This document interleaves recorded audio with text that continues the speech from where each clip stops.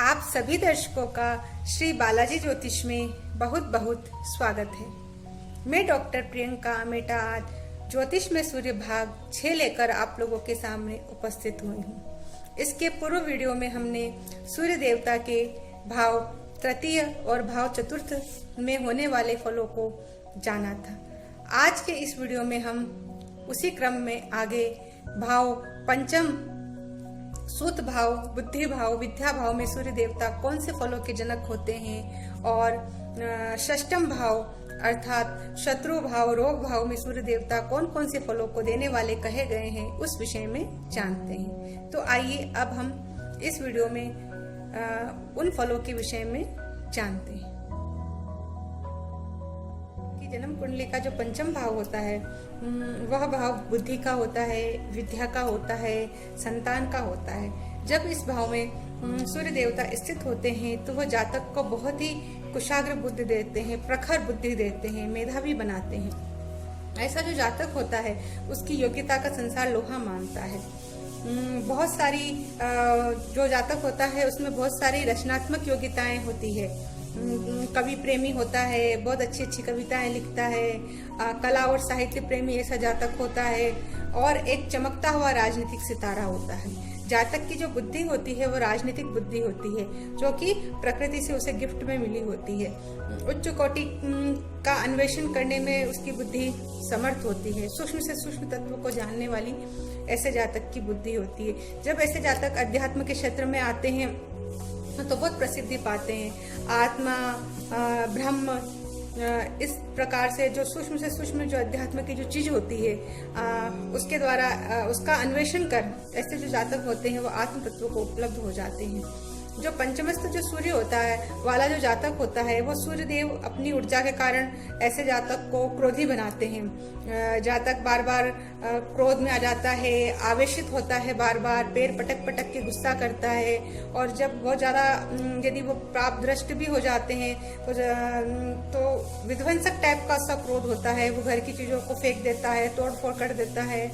इस प्रकार से जातक को हाइपर करते हैं पंचमस्त जो सूर्य देव होते हैं। और जो जातक होता है उसका फोकस ग्लैमर पर होता है। पंचमस्त सूर्य वाले जातक का वो हमेशा ये कोशिश करता है कि मैं कैसे बहुत सुंदर दिखूं, बहुत आकर्षक दिखूं, मैं किस प्रकार से अपने आप को बहुत ज्यादा मनमोहक रूप में दुनिया के सामने प्रस्तुत करूं।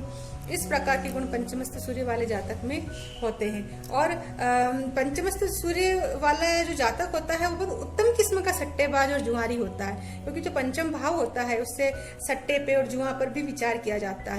उत्तम किस्म का सट्टेबाज, उत्तम किस्म का जुआरी होता है। उसकी जो नजर होती है बहुत पैनी होती है। ऐसा कह सकते हैं कि उसकी नजर से कोई भी चीज बचती नहीं है। बुद्धि विद्या के लिए पंचमस्त जो सूर्य देव होते हैं वो बहुत अच्छे माने गए हैं। अच्छा गणितज्ञ होता है, सूर्य और बुध की युति होती है तो ऐसा जातक मैथमेटिक्स के क्षेत्र में बहुत नाम कमाता है, बहुत अच्छा गणितज्ञ होता है। यदि सूर्य की बृहस्पति से युति हो जाए, शुक्र से हो जाए तो अध्यात्म के क्षेत्र में बहुत नाम कमाता है। सूर्य से राहु शनि की युति हो जाए तकनीकी के क्षेत्र में ऐसा जातक बहुत आगे जाता है। सूर्य गुरु की युति से मेडिसिन, चिकित्सा के क्षेत्र में भी जातक अपना बहुत अच्छा नाम कमाता है। आयुर्वेद के क्षेत्र में जातक बहुत नाम कमाता है। इस प्रकार पंचमस्त जो सूर्य होता है उसकी जो युति है वो बुद्धि विद्या के लिए दूसरे ग्रहों से युति होती है तो अलग अलग क्षेत्र में वो अपनी बुद्धि विद्या को लेके उस क्षेत्र में अपना नाम कमाता है। लेकिन पंचमस्त जो सूर्य देव होते हैं वो संतान के लिहाज से अच्छे नहीं माने गए हैं।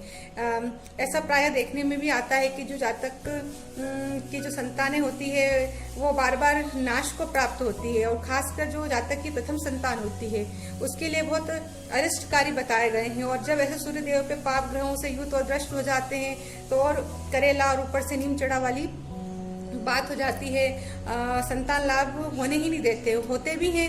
जैसे किसी कारणवश जातक को संतान का लाभ भी हो गया तो संतान की आयु ज्यादा नहीं होती और यदि संतान की आयु भी ठीक ठाक है तो वो गृहस्थ सुख नहीं रहने देते हैं। पिता और पुत्र में गृहस्थी के कारण अनबन बनी रहती है। उनको एक दूसरे से दूरी का सामना करना पड़ता है। पिता पुत्र को एक दूसरे से दूर रहना पड़ता है, जबकि पिता का पुत्र पे बहुत प्रेम होता है, प्रेम भी होता है और उनको न बनने के कारण दूर भी रहना पड़ता है, इसलिए संतान की तरफ से बहुत कष्टदायी होते हैं सूर्यदेव। और स्त्रियों के यदि पंचम में सूर्यदेव होते हैं तो अकेला ही स्त्रियों के पंचम में सूर्य देवता का होना कई पेट के रोगों से संबंधित समस्या दे देता है। उनका मासिक जो चक्र होता है वो अनियमित हो जाता है, पित्त के कारक होते हैं, बहुत गर्मी होती है। यदि जब ये पाप दृष्ट हो जाते हैं तो मासिक धर्म से संबंधित अनियमितता दे देते हैं, हार्मोनल इम्बैलेंस दे देते हैं, पीसीओडी पीसीओएस से संबंधित समस्याएं महिलाओं को हो जाती है। नीच राशि के होते हैं तो माइग्रेन की, आधा से सिर दर्द की समस्याएं प्राय महिलाओं को रहती है। पुरुषों को भी इस प्रकार की आधा से सिर दर्द की समस्या हो जाती है।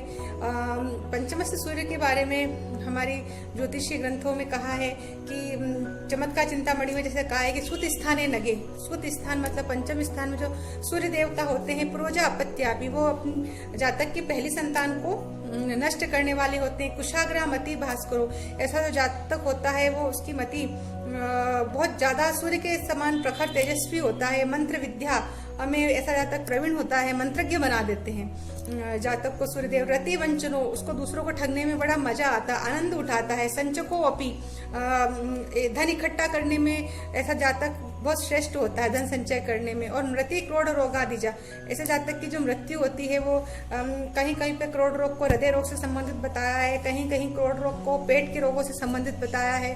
तो क्रोध रोग से जातक की मृत्यु होने की संभावना होती है। भृगु संहिता में भृगु ऋषि ने तो यहाँ तक कहा है कि यदि पंचम भाव में सूर्य देव का संबंध राहु या केतु से हो जाता है तो जातक को सर्प दोष के कारण संतान की हानि होती है। और यदि पंचम भाव में सूर्य देव का संबंध मंगल से हो जाता है तो मूल नक्षत्र दोष के कारण जातक को संतान की हानि होती है। तो इस प्रकार जो पंचम भाव के जो सूर्य देवता होते हैं वो संतान के लिए जातक की अच्छी नहीं कहे जाते हैं। इस प्रकार ज्योतिष शास्त्र में पंचम भावस्थ सूर्य के ये सारे फल बताए गए हैं।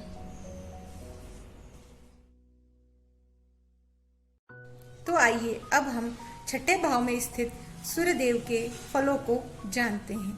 किसी भी जातक की जन्म कुंडली में जो छठा भाव होता है वह शत्रु का भाव होता है, वह रोग का भाव होता है, वह सेवा का भाव होता है, वह ननिहाल का भाव होता है। और जब वहाँ पर सूर्य देवता स्थित होते हैं तो ऐसा जो जातक होता है वह अपने शत्रुओं पर विजय प्राप्त करने वाला होता है, शत्रु हंता होता है, उसके शत्रु हमेशा उससे परास्त हो जाते हैं। और ऐसा जो जातक होता है वो रोग रहित होता है। यदि सूर्यदेव पाप प्रभाव में न हो, शत्रु क्षेत्रीय न हो, पाप रोग से दृष्ट न हो, युत न हो, तो जातक बहुत ही स्वस्थ बना रहता है।